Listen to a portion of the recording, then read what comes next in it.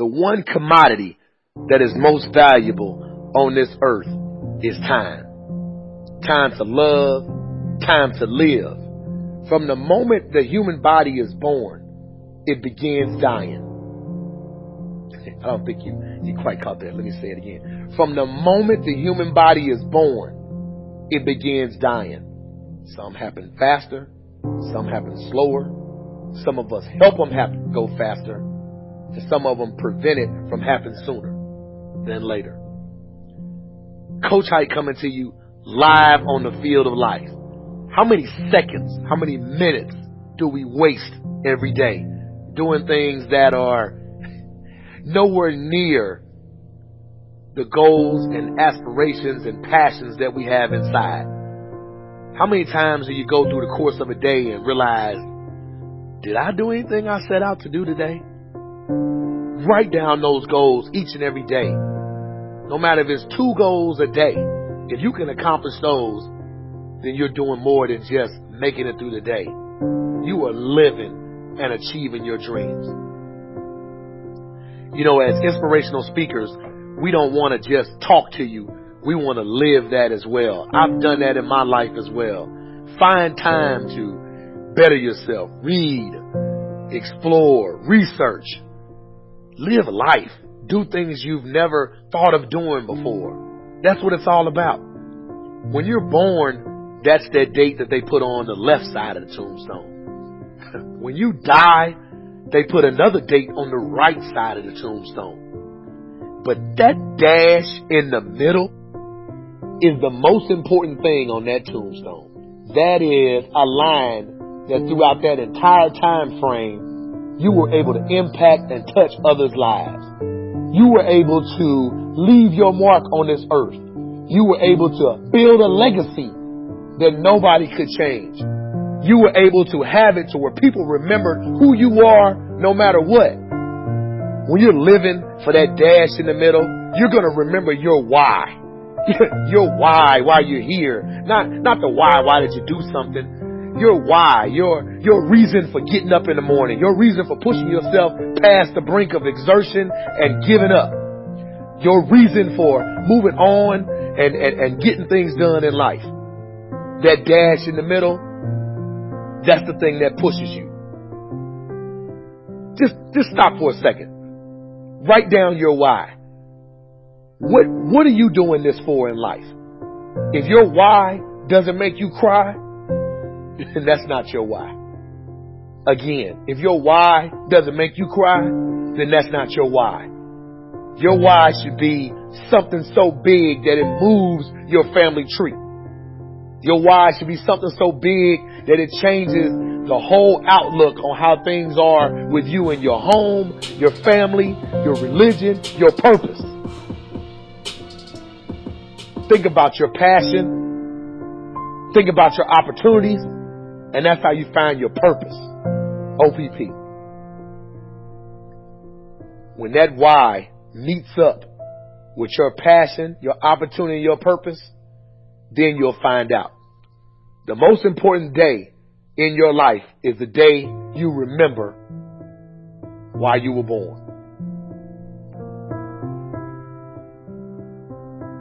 I want to explain to you how you can live an easy life, you know? Accomplishing goals and being successful and going out in the world, and that's tough. The only way to live an easy life is to basically give up on all your dreams and aspirations and just sit around doing nothing. Shit that is easy is not worth accomplishing. Therefore, a life that is easy is not even worth living. Nothing in this world is worth having or doing unless it means effort, pain, and difficulty. When you listen to me, you listen to me good. You are going to die. All of you. You, all your friends, your family, everyone you know, everyone you care about is going to die. If you love life, do not waste time, because time is what life is made of. So if you respect and appreciate the time that you've been given, why aren't you out there doing what you want to do? What you need to be telling yourself is, it's unacceptable to be sitting around and procrastinating, and I no longer want to be a loser. I no longer want to be average. I know what it is that I want, and I'm going to work hard, and I'm going to get it. When you want to succeed as bad as you want to breathe, then you'll be successful. Some of you love sleep more than you love success. And I'm here to tell you today, if you're going to be successful, you've got to be willing to give up sleep. You've got to be willing to work off for 3 hours of sleep, 2 hours. If you really want to be successful, some days you're going to have to stay up 3 days in a row. But you don't need to. If you don't really want it. How badly are you wanting success? Rather than actually working towards your dreams, a lot of you are just thinking about it. I have high hopes for everybody watching this. I want to remember your name.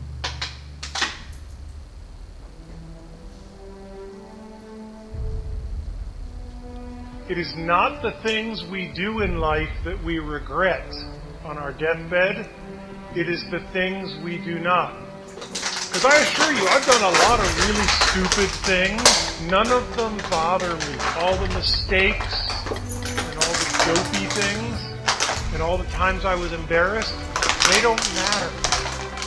Find your passion, and in my experience, no matter what you do at work, or what you do in official settings, that passion will be grounded in people. And it will be grounded in the relationships you have with people and what they think of you when your time comes.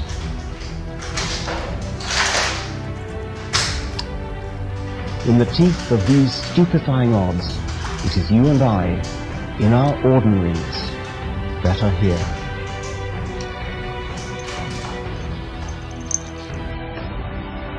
But one thing I can tell you, I do every single day of my life is I try to find somebody else to change their life.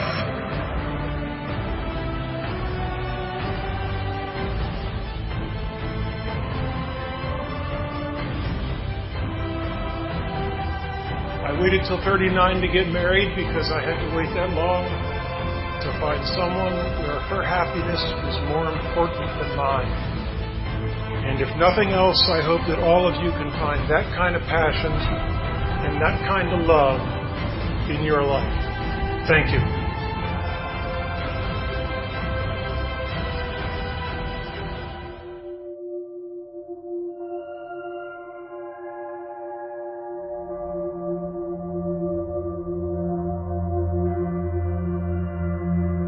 A journey of 1,000 miles begins with a single step.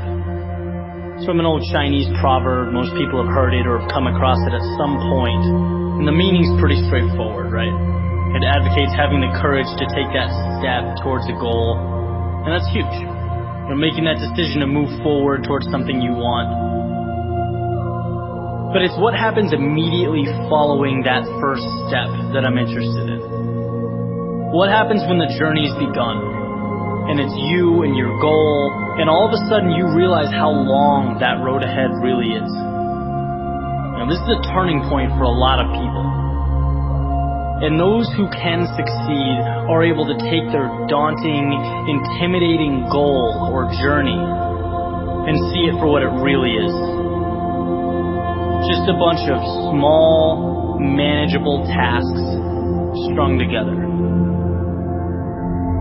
When you look at why people quit, a lot of the time it's because they were overwhelmed by their goals and ambitions. Let's say you have, this wonderful plan in your head to climb a mountain. You're thinking about that feeling of being on top, looking down with pride. Every time you think about it, your heart starts racing. So you pack your stuff, you make your way down to the base of the mountain, and then you look up. Different ball game, right? Now the entire mountain's in front of you, and you realize that that's no small feat. That is when people walk away.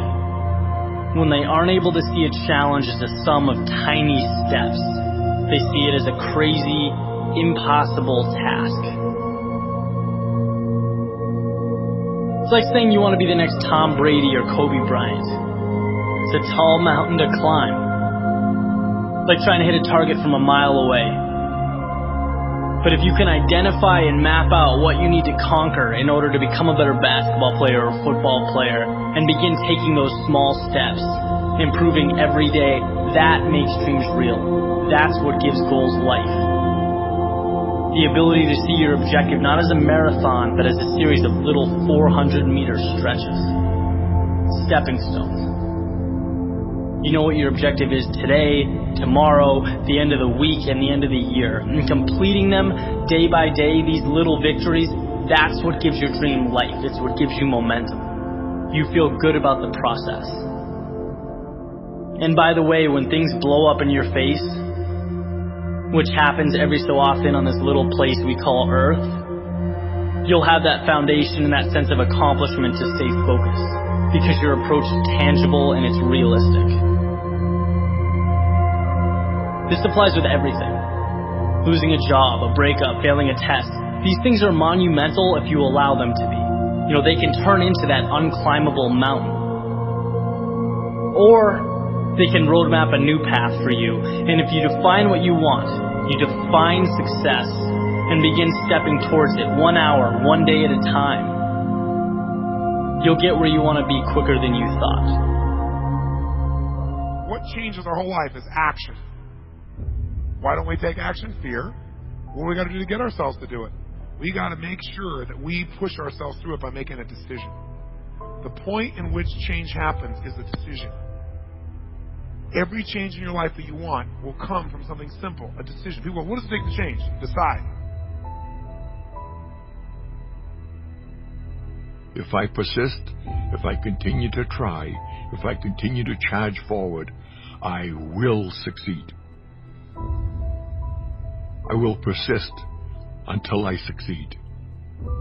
I was not delivered unto this world in defeat, nor does failure course in my veins.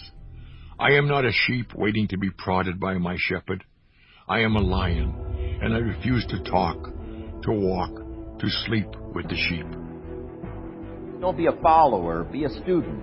Take advice, but not orders. Take information, but don't let somebody, order your life. Not to do what someone else says. Take what someone else says, process it, think about it, ponder it. Makes you wonder, makes you think, and it's valuable. Then, when you go take action, make sure that the action is not what somebody told you to do. Make sure the action is the product of your own conclusion. But I'm exactly where I wanted to be because I realized I got to commit my very being to this thing. I got to breathe it, I got to eat it, I got to sleep it. And until you get there, you'll never be successful in life. But once you get there, I guarantee you, the world is yours. Stay out of the clutches of mediocrity. Invent yourself, and then reinvent yourself. Change your tone and shape so often that they can never categorize you. Reinvigorate yourself and accept what is. Be self-taught and reinvent your life because you must.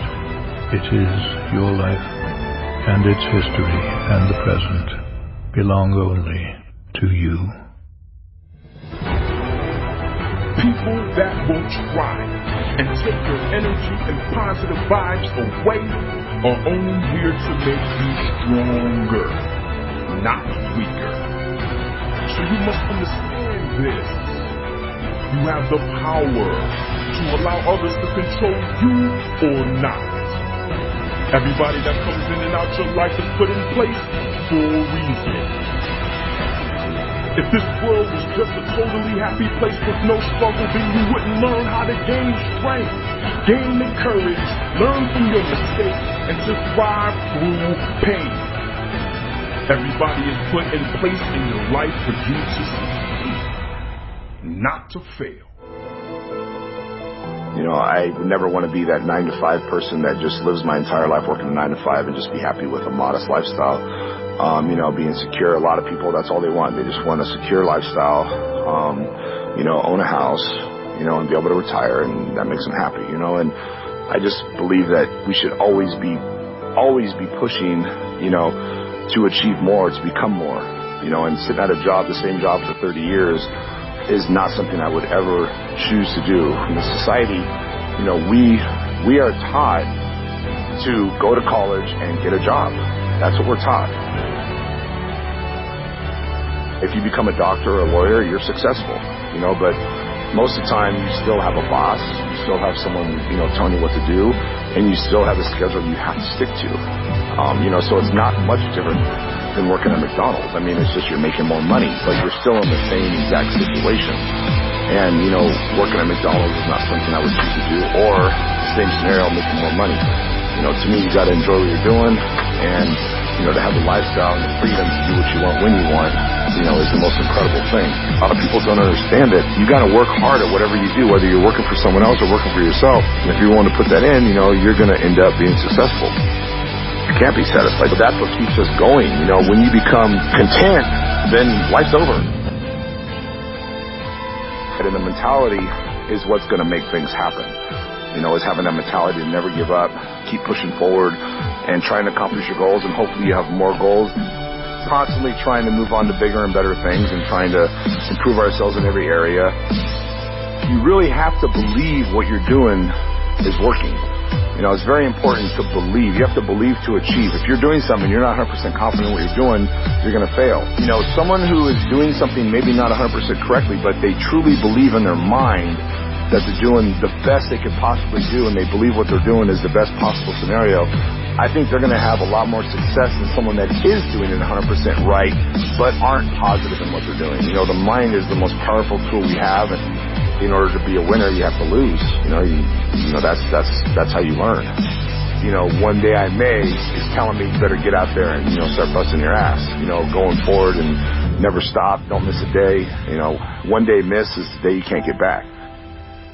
Always look at the positive. The glass is always half full. If you think positive and you look at the positive, you're only going to continue to get better. And it's being positive in every area is the secret. It's the secret to life. If you're negative about anything, you're going to fail, no matter what it is. You're not happy. You want to be better. But that's what you want in every aspect of life. You want to better yourself in every way possible.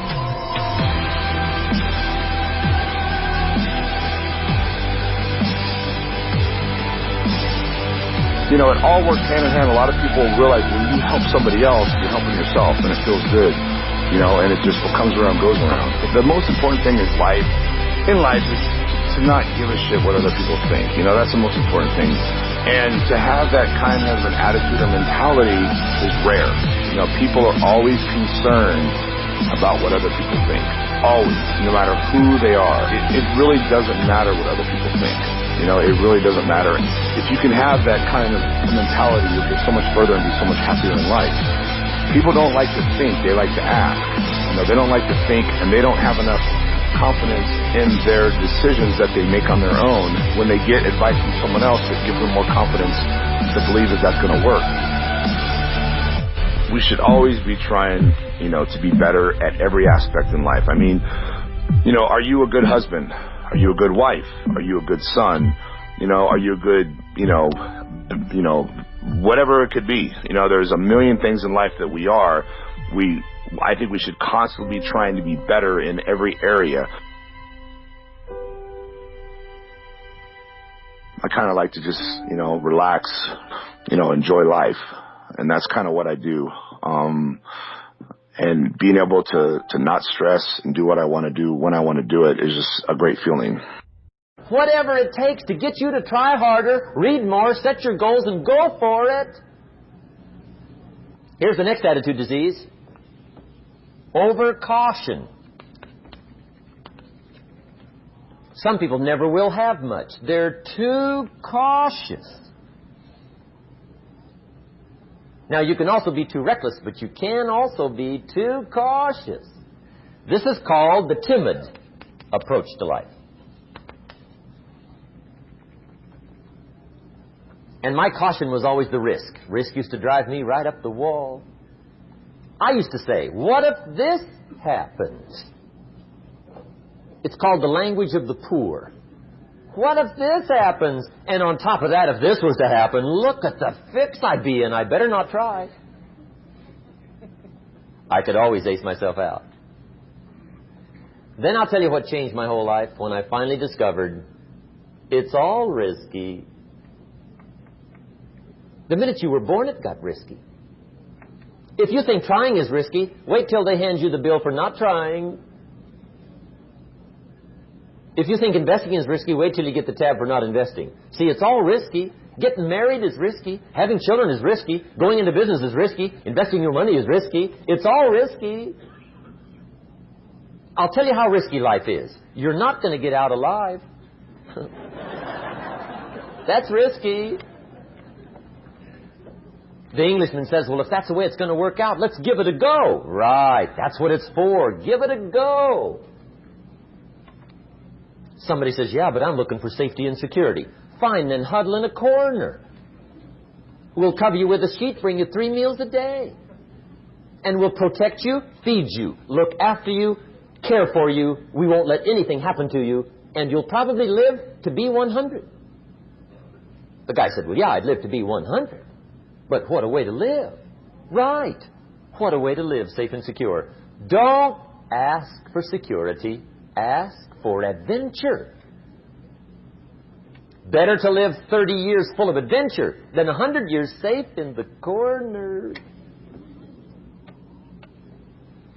And see, it's not important how long you live. What's important is how you live. Here's the next attitude disease. We're almost through with this motley list. In fact, we're almost through. Hang on. The next one is pessimism. Pessimism, the deadly disease of always looking on the bad side, the problem side, the difficult side, checking all the reasons why it can't be done. The poor pessimist leads an ugly life.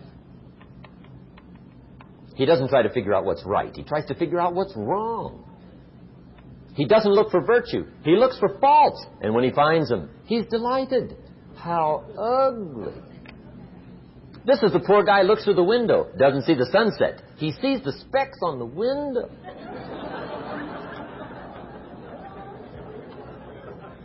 And this is the poor guy, right, who rushes up, takes such leave of his senses. This guy rushes up and he says, I've got 5 good reasons why it won't work.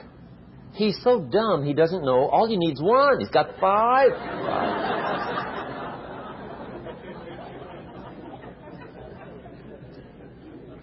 To the pessimist, the glass is always half empty. To the optimist, the glass is half full. Why would the same measure affect people 2 different ways? Answer, it all depends on how you look at it. Our lives are mostly affected by the way we think things are, not the way they are. The way we think they are affects us most. There's a subject we don't have time to get into tonight called better thinking habits. One of the major things Shoaff taught me when I met him, he said, poor thinking habits keeps most people poor. Not poor working habits. Most people work hard, but they don't think hard. And Shoaff taught me that the mind is like a factory, a mental factory. And whatever you think about all day long pours ingredients into this mental factory. And that's what builds the economic, social, financial fabric of your life. He quoted me a Bible phrase that says, as you think, so you become. How awesome. When he talked about poor thinking habits, he had me. I used to start the day reading the morning newspaper. I mean, you can believe that or not. I'd get a cup of coffee and read the paper. I'd load up on wars and riots and murders and stabbings and killings and bank robberies and muggings and car wrecks and tragedies. I'd even read the back pages. I seem to like that stuff for some weird reason. I'd load up on all that, and then I'd start the day. You can imagine the kind of days I used to have. You walk around on your financial knees. They call you economic peewee.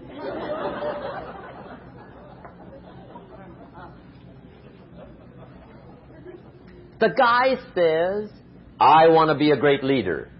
Wonderful. The first thing we do is follow him to his house.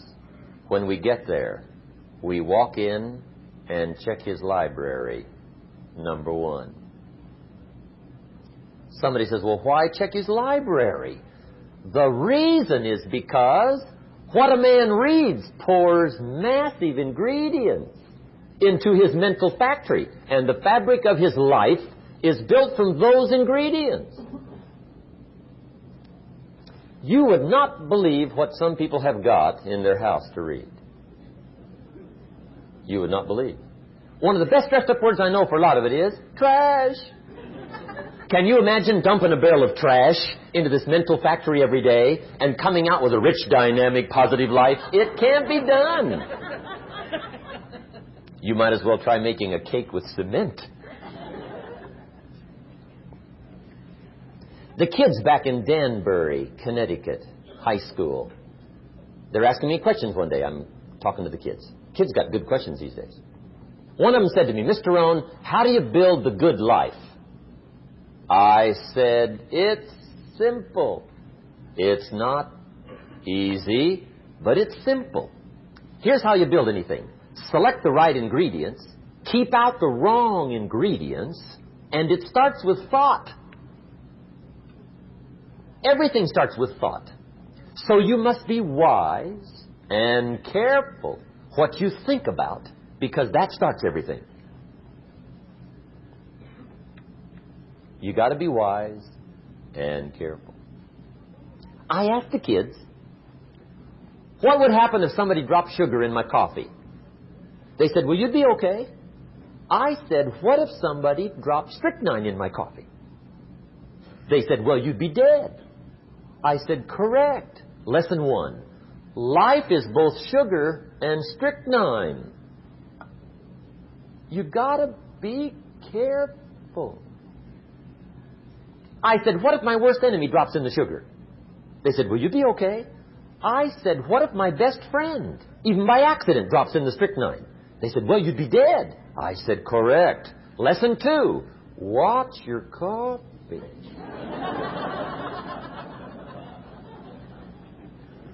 You got to be careful. See, it doesn't matter who hands you the bad stuff. It doesn't matter where you get the bad stuff. It'll still do its damage on your bank account, wherever you get it. Mr. Schultz gave me one of the greatest phrases when I first met him when he said, Jim, every day stand guard at the door of your mind. How important. Stand guard at the door of your mind.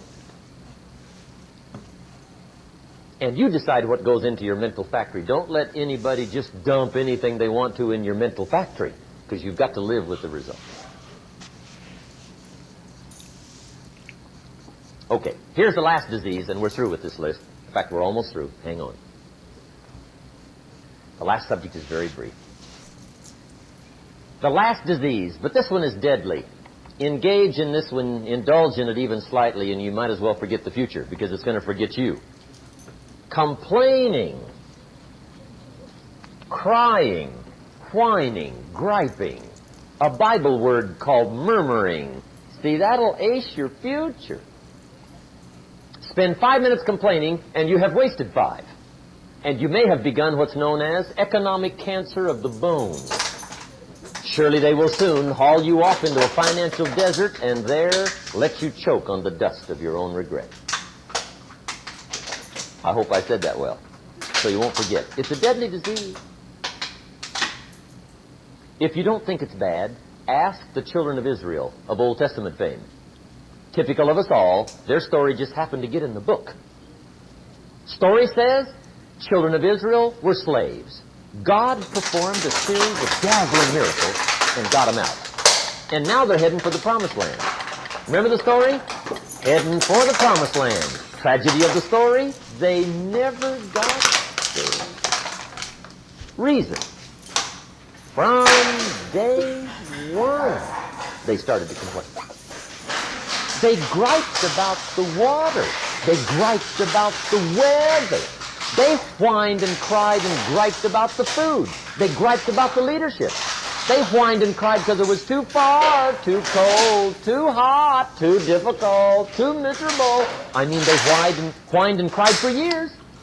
Finally, God said, I've had it, trip canceled.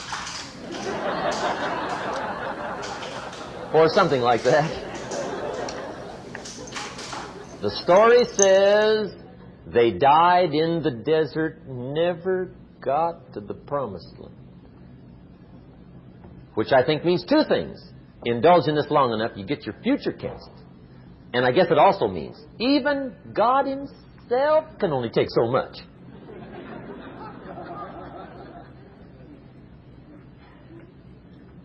Okay. Just be on the lookout of the things that can destroy all the good you start. The war is on.